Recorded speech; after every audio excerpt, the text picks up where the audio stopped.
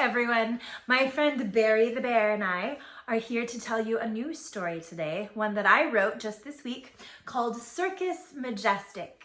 And I wrote it for a beautiful pair of sisters named Allie and Whitney. Hopefully you will all enjoy it. I sure will. There once was a town that was sleepy and small, where nothing much happened. No, not much at all. And the people that lived there were usually bored. It was such a dull place. It could win an award. There was plenty of work to be done, that was true. All kinds of homework and chores they could do. Blech. But there were no games, no TV, nothing fun, nothing joyful, exciting, or new to be done. Yes, the people who lived in this dull, boring place had rarely, if ever, had smiles on their face. Aww. And that's just how life was. They were used to it too, until one day, someone rolled into town. Someone new. A wagon drove in, painted blue, pink, and brown, and parked in the absolute center of town. What was it? Well, we'll have to see. From it seemed out of nowhere, a fanciful tent popped up from the back of the wagon. It sent people running for cover as open it blew, filling up the town square with its rosy pink hue. The people all crowded in closer to see this unusual sight. Just what could it be? I don't know. A sign hanging high up above the tent door proclaimed, "Step right up, see the wonders in store. Miss Allie's fantabulous circus has come to delight and entrance you. Come in, everyone." Then from out of the flap of the pink tent, they flew. Acrobats, clowns, singers, animals too. Just like me. That's right. At the front of the group, a girl, lovely and tall. She danced as she moved, the clear leader of all. "I'm Miss Allie," she called in a voice sweet and clear. "And this is my circus. Come in, enter here."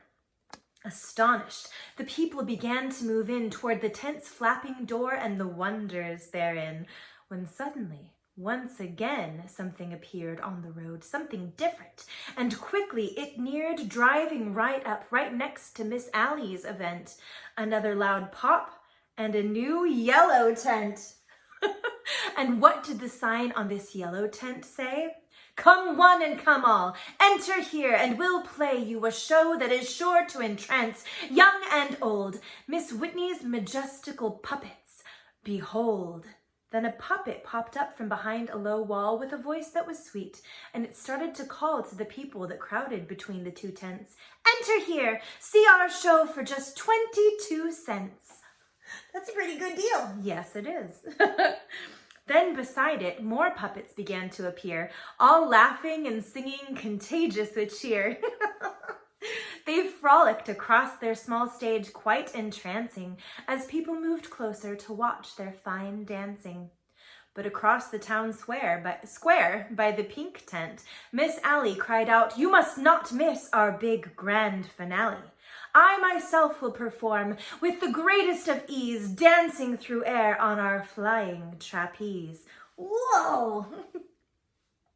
A blonde head popped up by the yellow tent then, a lovely young girl, age 11 or 10, and yelled to Miss Allie, "This isn't so great. My puppets are better. There's just no debate. Come one and come all. I'll show you. I'll prove I'm a better performer. My lips never move." Then Miss Whitney, because yes, of course it was she, picked up a cute puppet named Sally McGee and proceeded to make the doll sing a duet with Miss Whitney herself. The coolest trick yet. Can you do that? No, probably not. I am not that talented. Not at all? Well, my lips move. I'm nowhere near as talented as Miss Whitney. Aw, you don't want to sing with me? Maybe later.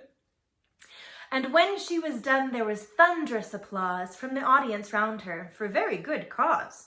The townspeople were terribly, awfully impressed by Miss Whitney's performance. 'Twas simply the best. Yeah, it was. But Miss Allie felt certain that she could outdo Miss Whitney, performing her own trick or two. "That's nothing," called Miss Allie, striking a pose, and she stretched way up high on the points of her toes. Then backwards she flew in a series of flips, acrobatically tumbling, then landing, the tips of her fingers the only things touching the ground, and she balanced as though she were floating around. That is amazing! Yes, it is. Can you do that? Yeah, me neither. As one, the crowd gasped at the sight they had seen. When it came to agility, Allie was queen. They'd never seen anything like it before, but it didn't stop there. There was much, much, much more. Back and forth all day long, those two resolute ladies fought their battle with all of the fury of Hades, both working to top one another's routines, each trying to prove they're the best ever seen. By the end of the day, they were both quite worn out, and looking around, the girls started to pout. The whole crowd had gone home. Not one person had stayed. I know! They had grown sick and tired of the ladies' charade. What had seemed like excitement for once in their lives had grown dull again, so they'd left with their wives and their children and gone home to lie in their beds. Too much fighting, they stated, all nodding their heads. It does sound like a lot. The yelling, competing, and bragging had soured the crowd against the girls, their interest devoured. What a pity, the townspeople said as they'd gone. It would have been nice if they'd gotten along. Both shows looked like buckets of fun, truth be told, but all of that bickering quickly got old. Yeah, it would. Defeated, the two girls collapsed on the ground. Miss Ellie said, "Wow, they weren't kidding around. I'd felt so certain they'd all choose my show if I could just prove I was better, you know?" Miss Whitney agreed as she let out a sigh. "I get it. I'm really not such a bad guy. I just wanted the people to see what I do. I've worked really hard on my act, just like you." Miss Ellie looked then into Miss Whitney's eyes. And for the first time, both the girls realized that they really were not all that different. In fact, they were both quite alike. They each had a cool act that entranced and excited and made people cheer. If they worked together, wow, what a career! The people would hurry from near and from far to see such an act.